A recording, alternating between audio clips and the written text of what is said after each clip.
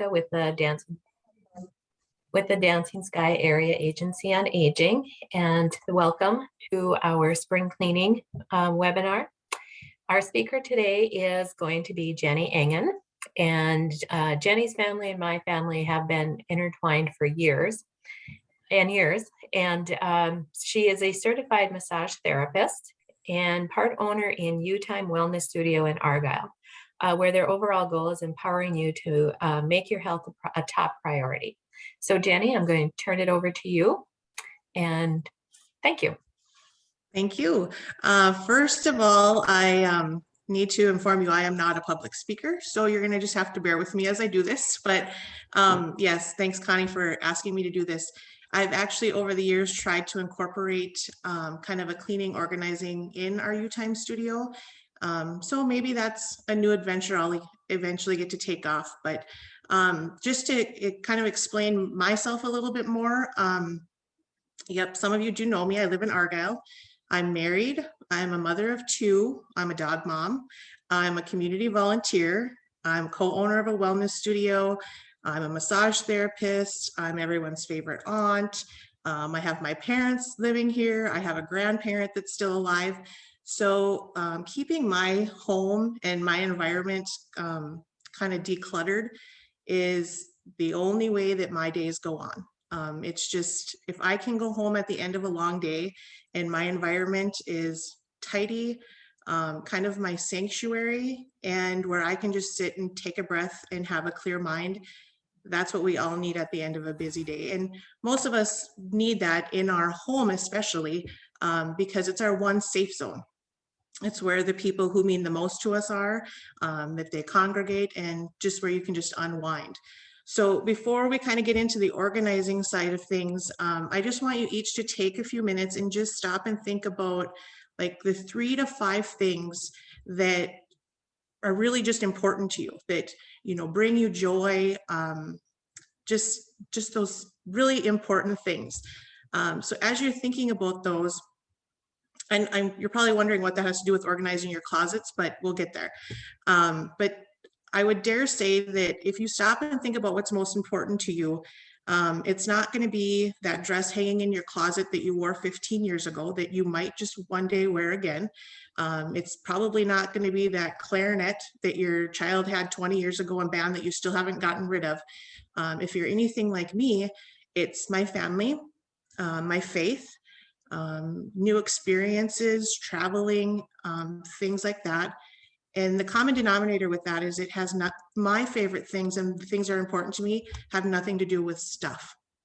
And I think we've gotten to live in a world where stuff has kind of identified us more than who we really are. So yes, I would dare say that your favorites are a little bit similar to mine. Now, I read a comment not too terribly long ago, and it said, the more stuff you own, the more your stuff owns you. And I really had to kind of stop and think about that. The more you own, the more it owns you. So when you break that down, the stuff that's crowding your closets, stacked on your tables or on your floors, it's owning you by owning your space, it's owning your time, and it's owning your peace of mind. So let's break that down. First of all, it's owning your space. Now, my rule of thumb is if you have to shimmy around your furniture to get to where you need to be, or if you're having to step over those piles on your floor, chances are you just have way too much stuff for your space. Not only does that crowd your mind, but it's also become a safety hazard.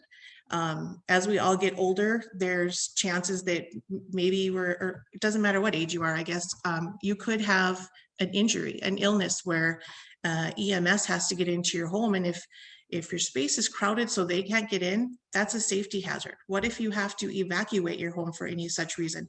So it's not just the level of clogging your thoughts, but it could be an ultimate safety hazard.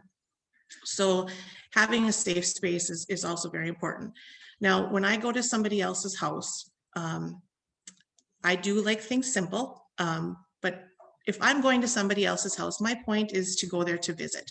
There's a purpose. There's a reason why we're getting together. Now, I try not to be judgmental, but my mind tends to wander and I kind of get a little claustrophobic and I start looking at piles like, seriously, what are you keeping this for? And that is the last thing that I ever want when somebody comes to my home. If I'm inviting somebody over, I want their friendship. I want their conversation, whatever it might be. So that's a way that, things are just taking up your space and just not really serving their purpose. So the next part of that was, this stuff is owning your time. Okay. We recently have purchased a lake property. I'm ready to sell the lake property because all that stuff, it's taking up my time. So the more you have, the more you really have to maintain. The more clutter and chaos you have, the more time you're wasting looking for something. Now, I read the other day that the National Association of Professional Organizers says that we all spend at least 1 year of our life searching for lost items. It's a lot of time to be looking for stuff that we probably just don't need or we haven't put away. Maybe that item is as simple as your car keys. Maybe it's a financial document that it's time sensitive. You've got to get that done. So in my house, I try and have a home for everything. If it doesn't have a home, it's probably not a necessity. So I'm very lucky because I've probably trained my kids since they were little, and I did have a trainable husband, so they're very helpful. But we all have a spot for our stuff. My kids have their room. Periodically, yes, I do make them kind of go through their junk piles, but they have their place. Our dog, her stuff is in a certain spot. So if somebody's got to go look for a treat or a brush, they know where it's at. When the laundry gets brought to the laundry room, it's sorted because I don't have time to do all those tedious things. And so they're helping me by doing their part, and I can just get the task done. Not that we live perfect every day, but if we have a week that's really busy, then what am I doing on Saturday? I'm not going to the movies with my family. We're not taking a drive to go visit somebody. We're cleaning, we're organizing, we're getting life back on track. So don't let all that stuff take your time. Each of us knows that when we look back, we don't get that time back, and we don't know how much more time we are guaranteed. So to me, it's just very important to downsize my stuff, keep my stuff organized, and really just keep what brings me joy. Now, the third part of that was the stuff is owning your peace of mind.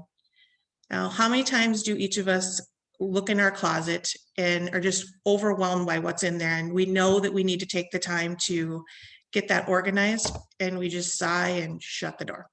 Or we look at the piles on the floor of whether it's books, magazines, something that we're doing or not doing. And, oh, I got to get that done, but not today. Well, that's fine. Not everything has to be done today, but we all have this little to-do list in the back of our head, and it's not going to get checked off until it's done. So it's constantly a reminder of something you're not accomplishing. Some people can take that as a sign of failure. So to me, the more that you can just kind of organize as you go and keep things decluttered, you're getting that peace of mind back. And now I don't believe I have a pretty strong faith, and it's something that I'm growing. Now, I don't believe God ever meant for any of us to have a life of stuff. I think I like helping people. I like having new experiences and meeting new people. And I think that's more of a purpose in life than just worrying about the stuff. And when you can do something fun like that, that's adding to that peace of mind that you're giving back to yourself. So break that down again. Free your space, free your time, and free your mind. Does anybody have any questions or comments that they'd like to add to that? Advice for me, because I can always use some. My mantra is always, you'll never finish if you don't get started. Good one. Yep. I think one of the things I struggle with, just kind of about this topic in general is, growing up, we've all had different experiences growing up. And if money was tight and you spent money on purchasing something, for me, sometimes it can be a struggle to be like, to get rid of it, because it's like, well, what if I need that? And you know what I mean? That kind of that cultural, Yep. we didn't have a lot of money growing up. So whatever you got, you used it until you wore it out. And by golly, you didn't get a new one. You didn't just go buy a new pair of jeans because you got rid of the old ones. So that's, I mean, I think I do pretty well in organizing my stuff, but that is one of the things I carry with me from my childhood, is just that, you know, make do with it. You don't throw that stuff out, you reuse it, you keep it until you need it again, because you might not have money to get it in future, if that makes sense. Yep, and that is something that I have coming up too, that I've got maybe a little bit of advice for that, or the reason why we tend to do that. So, but that's very good. We do, some people have more sentimental value to things too than others do. So, yeah. All right, any other questions or comments on that point? All right. As we go on, and maybe you've already heard me say it, but I have a phrase that technically it goes with me everywhere, because I do have it tattooed on my arm, and it says, do what brings you joy. My family hates it because I say it all the time. And that goes back to our stuff too, like not just doing what brings you joy, but having what brings you joy. So a few years back, my grandparents were going to be selling their home, and we were helping them build a new one. Now, that's my grandparents, so they had many, many years of stuff. And like you had said, they grew up in a time frame where you held on to everything, because everything you worked, and we still do work very hard for what we have, but they had everything. I think I'm not exaggerating if I say 5,000 wire hangers. So when we were going through their stuff, the process, when I helped them start, everything had two questions. And the first question was, do you use it? And the second question was, does it bring you joy? And after about a week into this, my grandma actually looked at me and she said, if you say that to me one more time, but it worked, it got us through the process. So the first part, do you use it? Now, some things I'm a thrower, I'll admit it, but my husband hangs on to everything. And there's just things that we have to look at. And I have a kind of a 12-month rule. If it's something that I really haven't used in 12 months or longer, is it really serving a purpose? If the answer is like I very seldom use it, or I don't use it at all, then why am I keeping it? If it isn't essential, it isn't functional, it is okay to get rid of it. Somewhere, someone can probably use that. I don't throw everything away that's good. These days, if you look at the swap and sells, that's a great way to get rid of stuff. But when you were talking earlier too about how you paid money for that, so yeah, some things, they still hold a value. So if you can put it on a swap and sell, or if you can donate it to a family who's recently had a huge loss, so you know that item is still going to be used and not just thrown away into a junk pile somewhere. Maybe you feel good paying it forward. The one thing that I found out was people hold on to things for two reasons. Usually it's because there's an attachment to it, and it's either like they're holding on to the past or they're fearing the future. Holding on to the past, and maybe there's a memory or something that goes with that. The one thing we need to remember is our memories get to go with us. So if you're simply hanging on to something because it has a memory, maybe you're having a hard time parting with something because it's a family member that's passed. If it's not bringing you that true joy, if you absolutely love it, hey, keep it next to your bed. But if it's really something that you're just hanging on to because it's tied up in something in the past, or there's a guilt or something related to it, that's just going to keep crowding your peace of mind, and it's okay to get rid of it. Now, fearing the future, again, you might fear, 5 years down the road, what if I need this? Well, the nice thing is if it's really that important 5 years down the road, somebody else is probably putting it on the swap and sell or a rummage sale, and you can pick it up again. But if you really aren't using it, it's okay to just let that stuff go. It is only stuff. Your memories get to go with you. Now, I know this might sound a little bit compulsive on my side, but when I clean my house, I like to rearrange. I like to rearrange the furniture. My husband hates it that maybe like every year or so, I like to rearrange the stuff on my walls, because what I have in my house now, I love. And just by changing it around, it makes my environment feel fresh again, maybe feels new, but I'm not spending the money on more stuff. Yeah, it's okay to find something new that really likes and really speaks to you. And I tend to swap something out then. I want my home to be a reflection of what I love, what represents me, what represents my family, and again, what brings us joy. So if I am rearranging and I've got that one thing in my hand and I move it to 5 different spots, just looking for the right home for it, it probably doesn't have the right home. So I bless it. Thanks for being a part of my life, and hopefully you bring somebody else as much joy. And I have a constant goodwill pile going. And the first thing I do is I do try and put it on the swap and sell, because if you're just going to try and sell something, and not everything is junk, but maybe you can get $5 for it. And if you have 10 things that you can get $5 for, you just have $50 to take your kids or your grandkids to the Dairy Queen and have a whole new experience with them that's going to transition that junk or stuff into an experience that you're going to create a memory out of. So yeah, so do you use it, and does it bring you joy? Those are kind of 2 simple questions to ask yourself. Does anybody have anything you'd like to add to that?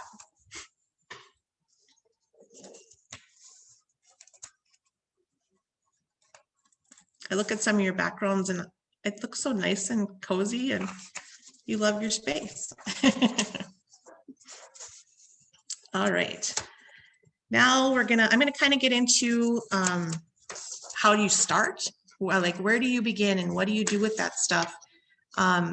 There's a few different ways that you can get going, and I'll kind of break that down. But for most of us, again, we need to remember that our home is it's our safe zone. It's our sanctuary. It's where everything should just kind of be right with the world, where you're just completely at home. Your family celebrates holidays there. You hold many memories there. But most importantly, I'm sure at some point, with your faith, you've asked God to bless your home. You've asked God to bless the people that come into it. And I don't believe that he meant for us to live a materialistic life, and have that represented in your home too, with just a simplicity of having a gathering space for your family and your memories. Now, some experts believe in starting room by room, and some feel that you should do kind of category by category.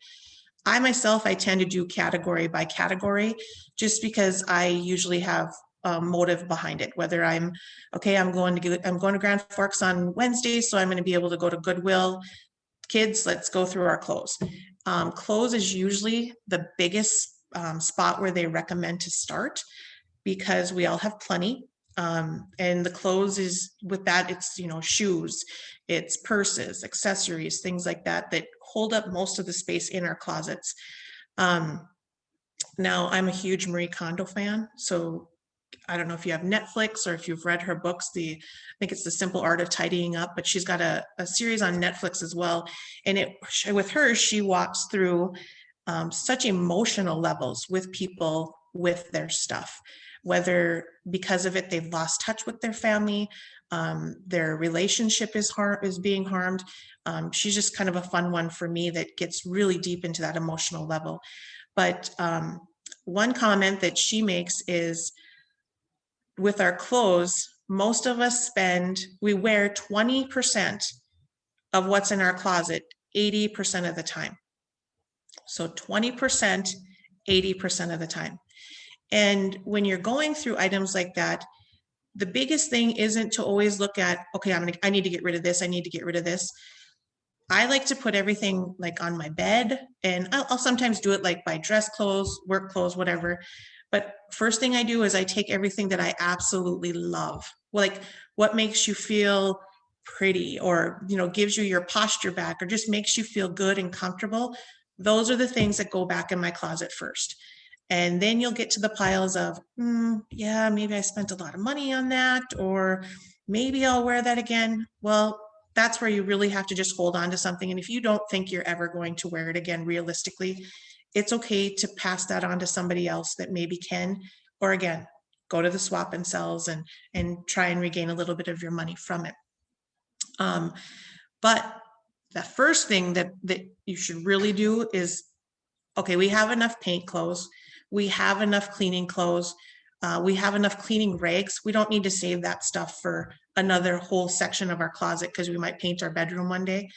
It's okay to just get rid of the stuff that you've completely wore out. And socks and underwear. Let's give ourselves permission to buy new socks and underwear. Throw that stuff away if you've used it. It's okay. Buy yourself some new stuff once in a while. But just start with little steps like that of getting rid of the things that you absolutely know just has really served its purpose.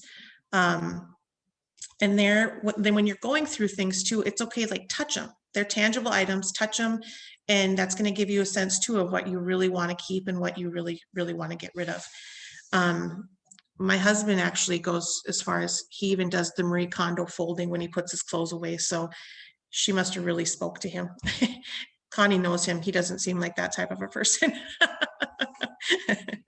So after your clothes and things like that, then they recommend that you go through books and magazines. Again, if it's something you absolutely love and it spoke to you, keep it. I have my favorite book of all times is The Four Agreements.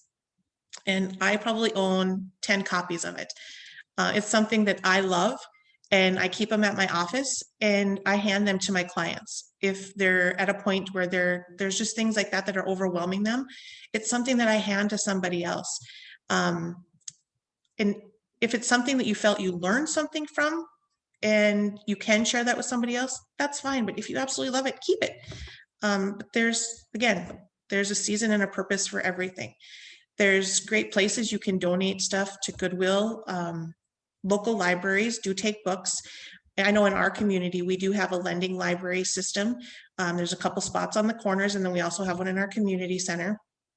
And just share that with other people that might be able to use it.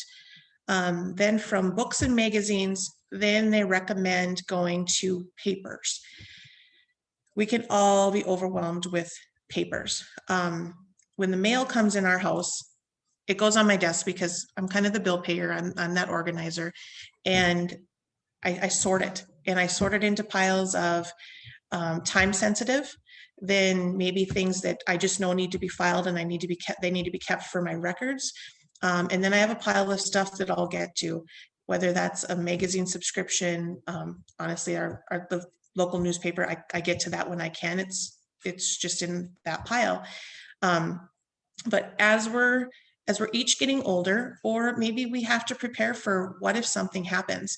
What if we are in a position, I was in a position where I had to have 3 back surgeries. It disabled me immensely. So by keeping my stuff a little bit more organized, when my husband had to pick up those pieces, he knew exactly where to go for them. There was a file for this, or there was a file for that. And this junk mail, it just instantly just goes to a garbage or a recycle or shred. Please be careful and shred anything that has your personal information on it. But that's kind of their next level of organizing your papers. Some of us are maybe at a point where we are helping parents or we're helping grandparents.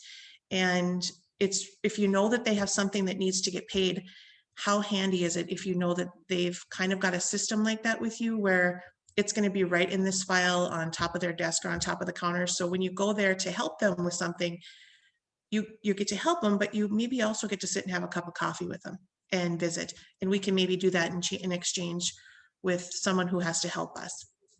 So just keeping things organized and in a place and in a home helps. Now, the biggest thing after you've got through those categories is mementos. And I can't speak for absolutely anybody on this because, again, we all have sentimental value to certain things. I don't want to sound cold-hearted, but I really don't have a lot of sentimental value to stuff. Yes, I have a couple pieces of furniture from some grandparents or my great-grandparents, and I love them and they will be with me forever. But a trinket, a this or a that, that's something everybody has to go through on their own. Some people do need that stuff for maybe a closure. And again, I'm not an expert on figuring that out, but again, if it really brings you joy, keep it. But if it's just plain old stuff, it's okay to get rid of. I think one thing that a lot of us, maybe not as much the younger generation coming up now, but me especially, like I had millions of photos. And what do you do with those photos? Or you have 50 photo albums in a tote. Well, one thing that we just did, we recently bought a photo quality scanner, and my son is a computer geek, so he's been helping me, and we're putting everything digital now. Yes, it's a process, and yes, I have help doing that, but what I'm getting out of that now is I'm not going to have to split this stuff up between my kids. Now that it's all digital, it's going to be simple on a flash drive in our safe. So if we do have a fire, it's where it needs to be and it's safe. But they're each going to have a copy of that to do with what they want when the time comes.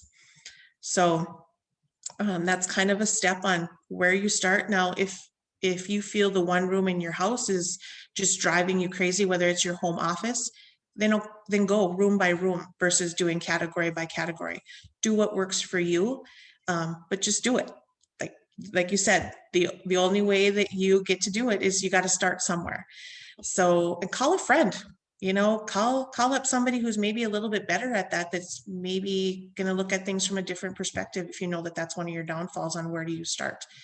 I know it's a very strange feeling to reduce and feel like you're getting rid of lots of things, but it's considered detoxing your house. From time to time, our bodies get sluggish, and maybe we need to drink more water, or we need to cut carbs out of our diet and detox our body.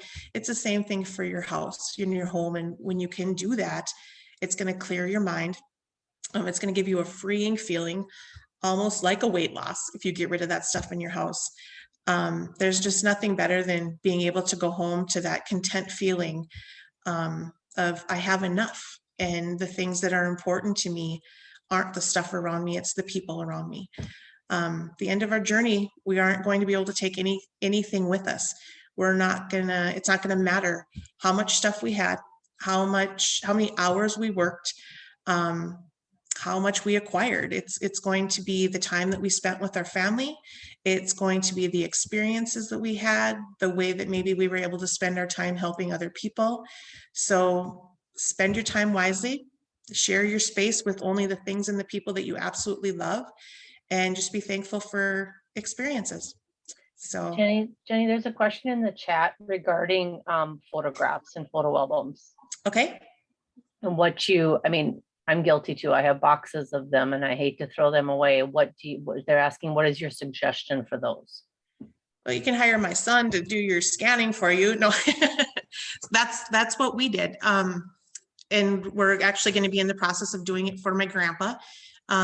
There are people out there that do have businesses like that. It's not that expensive. A flash drive that can hold, I think, 35,000 pictures is less than $15. So it's not an expensive project to do. And I will admit, as we've started this process, I haven't thrown the actual pictures away yet because I need to make sure that they are on those flash drives. I just need to double check everything. But I'm going to be honest, I'm going to purge them. And I went through like my wedding photos. I took them all out of the album. I had them scan them and I had them put it on a disc. Now that's in a special file, just labeled my wedding. And I'm able to get rid of that photo book. And when we went through just our photos in our house, probably about a month ago, I got rid of 4 huge totes of photo albums. It was just a great feeling, but that is a way to do it. Try and get them electronic now or digital now so that you can share them more. And I have with my daughter, she's a freshman, so we've got a graduation coming up in a few years. And her photos are all in a file that I can just pop in a flash drive and put them onto a video and just let those roll instead of having to worry about doing scrapbooking and things like that. Now, if scrapbooking's your thing, do the scrapbooks. Have the scrapbook folders. That's completely up to you. But if you're looking to downsize, that is one way to get rid of them and to downsize them. And then again, we put it in our, either your safe deposit box or we have a safe at home. I know they're safe. I know that if we did have a fire, that's not something that's very important to me that I would lose. So. Carla, I see your hand is raised.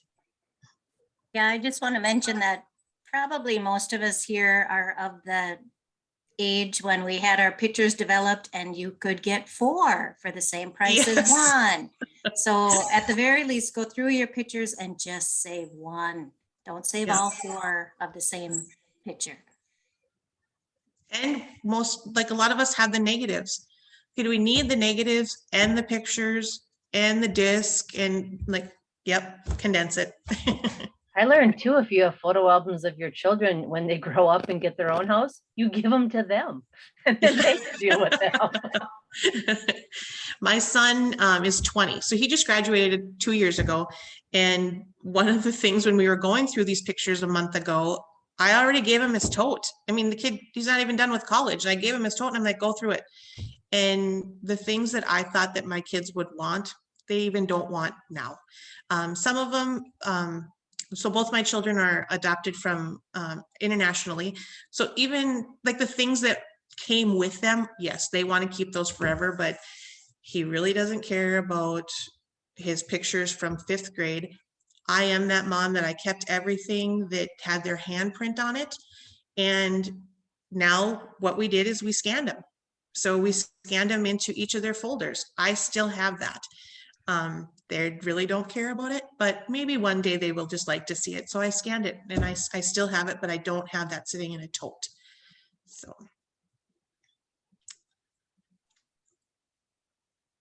any other questions or comments? Yes. I would like to mention just a couple of things. One is when you're scanning items, be sure to find a way to identify how many of us have gone even through our parents' pictures or pictures from the past, and you don't know who it is or what it is, and that would be precious. So going forward with scanning, we've still got to identify somehow what significant pictures are for the next generations. Because I might be somebody's great grandma and they'll wonder what I was doing here or what my career was or why I was doing that activity. So it's kind of important to keep some kind of a listing. And you could do that on your computer too, in a Word document or something, but I would really suggest that just because of how we're struggling with pictures of our past, you know, our forebears. And secondly, I collected a lot of things when my children were little. Now they're very adult, 40 and 36, and they're both in their own households in different parts of the country. But we took all of the things, called them like the Shrine to Jesse and the Shrine to Dawn. And we gave them the totes and presented them at their house, and they can decide what's important and what isn't. For them, I've seen them, I've raised them. My life is coming to an end. It's something I can keep them from having to deal with in my house. I'm trying to get rid of my own stuff. So we gave the Shrine to Jesse, and the Shrine to Dawn, and they can make their decisions anytime they want. Yeah. I've always joked with my mom. She did daycare for many years, and she had this angel collection, and it's very important to her. It is not to me. And so one day when I was trying to help her declutter, and she's like, well, I got to keep this because this person gave me that, or this person gave me that. And if they ever came over, oh, what if they didn't see it? And I'm like, well, Mom, I'm just going to be really honest with you that when the day comes that we have to have a funeral for you, everybody's getting a door prize. Like everybody's getting an angel because that's not important to us. So if it's important to you, that's fine. But don't think that everything that is important to you is going to be important to the next person. So, and I want to do the same thing for my kids. Like, I don't want to leave them all my junk. And I also don't want them to think that, like, my kids know that my time with them is that's my goal. Like, it doesn't matter what I buy, what we wear, anything like that. We like going on trips. We like having those experiences. And I'm hoping that that's something that I give to my kids. There's a comment in the chat that's from Carla. It says, I've been wrapping them up and putting their trinkets under the Christmas tree. Yeah, I was going to add my mom. I can relate a lot to this. I think I'm probably on the younger generation of things, but I grew up in a household where it was kind of like they got stuck in the 70s. And we stayed with the the old TVs, and we don't need the new stuff. Even though I graduated in the 2000s, I still didn't have a computer until like I was senior. And so it was just one of those things like, we don't need that kind of stuff. We have a typewriter. Okay. So, but my thought was too, my mom now has started to kind of do over Christmas where it's like, I shouldn't say like a silent auction, but she puts her items that are things that she loves on a table, and then we all play a game, and then each one of us goes home with one of those items, and that's our Christmas present. So it's not like we're getting Christmas presents for each other anymore. It's kind of like, what is something of yours that you really like but don't want to necessarily just donate to a Goodwill, but you want someone to also enjoy it. So we get to put our names in like certain areas of things that we do like, so that if we do win it, that would be something that we would enjoy having. Sure. So that was an idea, but I had a question because I struggle with my craft room. So I get like this scrapbooking. I love pictures and touching them. So that's really hard for me, the idea of scanning everything. I just haven't gotten to that level, but what are suggestions on what to do in a craft room? Because the idea of spending the amount of money that you do on any kind of craft, because it's a hobby, it fades, and then you find a new hobby, and then you always still like the idea of maybe going back to quilting or going back to scrapbooking. What are your thoughts about that? If you love it, keep it. Yeah, If I don't it's love something, I don't love scrapbooking right now, but I did like 10 years ago when it was really good. Maybe I'll do it again. Like that's my thought process, right? well, is there something like now maybe you enjoy doing something like with a Cricut where you can still use some of those supplies? I get what you're saying, and I don't know if I'm the right person to ask because I get rid of stuff.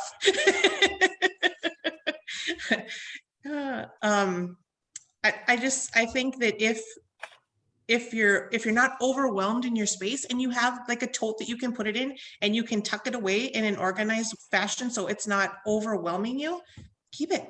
It's okay. Like you don't have to get rid of everything. If you enjoy it, do it. Keep it.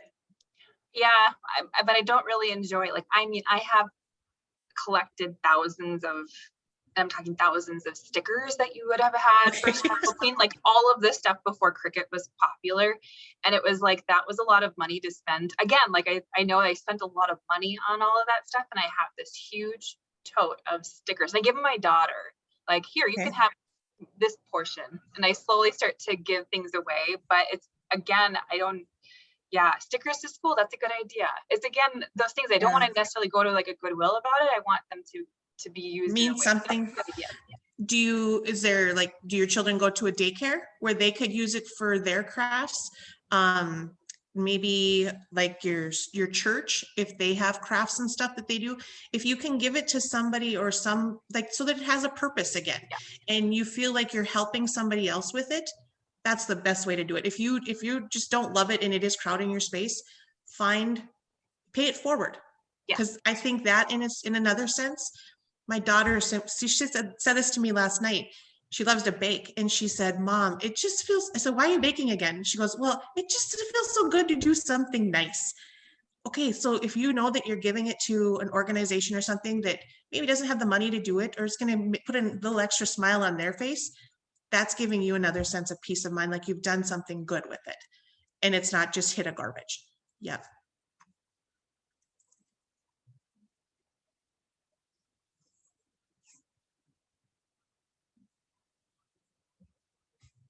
All right, anything else anybody wants to comment?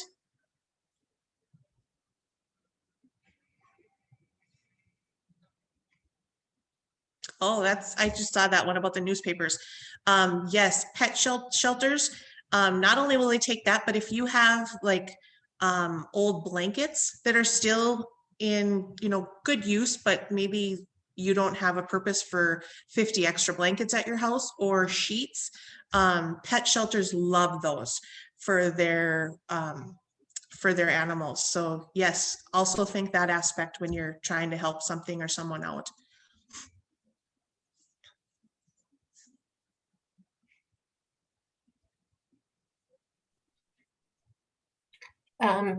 Elle asked, Jenny, do you have a website? No. No, but actually we do have a Facebook page for our studio, and the phone number that's listed on there is my cell phone number. So yeah, you guys, I kind of like helping people do stuff like this. And again, like I said, I tried to incorporate it into my business, but when there's only maybe 4 massage therapists in Marshall County, it's hard to steer away from that too, because that is my passion, another passion of helping people. But yeah, go to U-Time Wellness Studio. You can reach me through there. Or I do Jennifer Whitlow Engen is my personal Facebook. So go ahead and message me, and yeah, if there's any questions or something I can try and help you figure out, or if you're looking for a place that maybe you can donate things. There's a couple organizations around here that they do take stuff occasionally. There's one that used to be called People Helping People in our area. They will help in emergency situations now. So once in a while, they'll put things out where they need furniture or they need some bedding, whatever. Also, another person that was originally from Argyle, she has an organization in Fargo. It's called Down Home. And they help rehome people who have maybe gone through homelessness. And so there's great facilities where you can donate stuff and know that what you're giving them is really making a difference, and not just sitting on a shelf or a truck in Goodwill hoping that somebody gets to use it one day. So if there's any way that I can help do some legwork to figure out where we can help people like that, I'd love it. Carla, did you have another question? I just have a comment, and I know you mentioned one of them already. Sometimes enlisting the help of a friend will get you motivated enough to get started on a project. And the other one is, if you can't get started, sometimes just set your timer for 15 minutes or half hour or an hour, whatever you think, and just do it. You just have to, and then when the timer goes off, you're done. But that's one way that I've gotten myself motivated to do things, and my kids. My motivation is usually because we cannot find something, and then it's like, okay, the whole house is getting stripped down. Everything's going back where it belongs. And the nice thing about doing it this time of year, I don't know where you're all from, but we have like a citywide rummage sale. And in the past, either our JO volleyball team or maybe the basketball team is trying to do a fundraiser. So spring is kind of in the air to get things cleaned up. And there's usually some places that you can locally get rid of instead of having to haul it to a bigger community. So.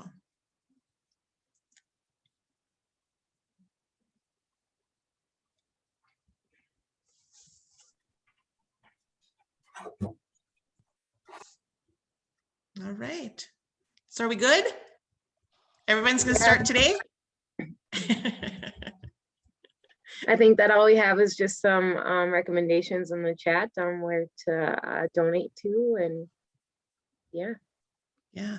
And if you can like kind of let me know where you're at, and I'll do some legwork too. There's always social services in each county. Goodwill, Salvation Army, like I said, this time of year, usually rummage sales.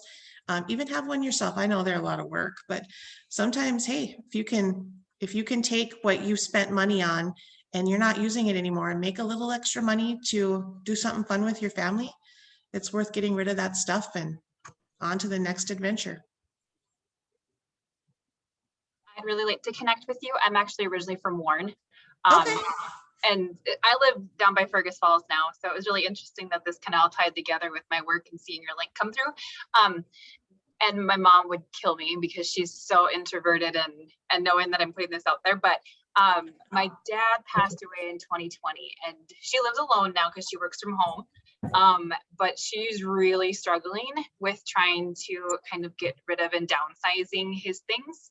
Mm-hmm. And so I would really like to connect with you just to give her some suggestions, because she wants to get rid of it, but she also does not want to throw it. Like, she went through her blankets and gave it to the Humane Society, and I've been trying to kind of help her with different suggestions. But my dad was in Iraq for a really long time, and there was the ability for him to send home anything he could get his hands on because it was free shipping and had huge totes. So my mom has like 20 pairs of rubber boots and like a bunch of cots that are still in the box. And so they have a huge garage and it's full of things, and she's very just overwhelmed with even where to start. So a lot of suggestions in your area that I could give her for suggestions on how she could donate, because it would make her feel good if someone took it and not just donating it to the thrift stores, because she knows she can do that, but that doesn't give her gratification. Yep. Yeah, absolutely. And you know, I can just give you all my cell phone number right now. That's probably the best way to get a hold of me. Texting is like the easiest thing. So my cell number is 218-201-6924. Thank you. Yeah.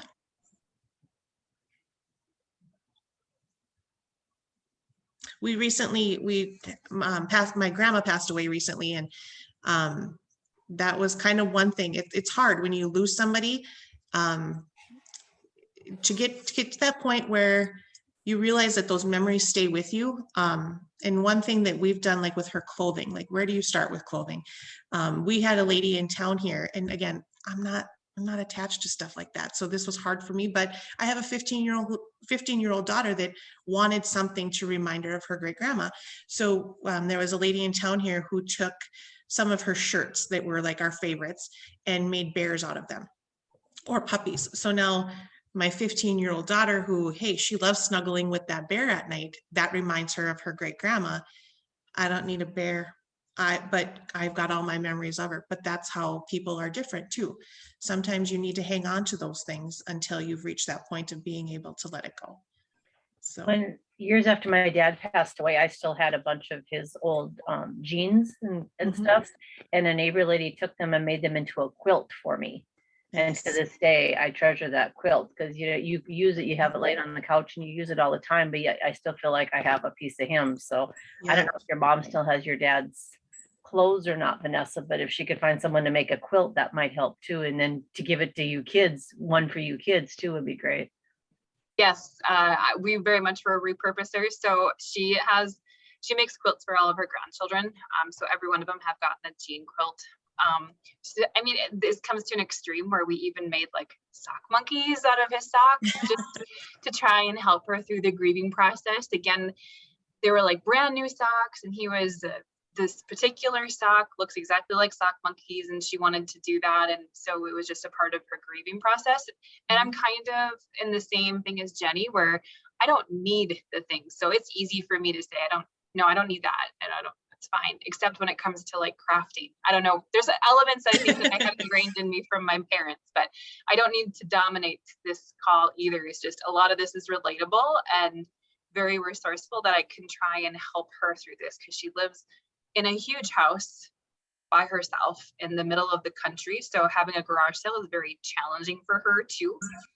So there isn't, I mean, unless it becomes an estate sale for people to travel out that distance, it's just, there's a lot of different barriers for her, like all of this stuff, and how do I get it out? yeah.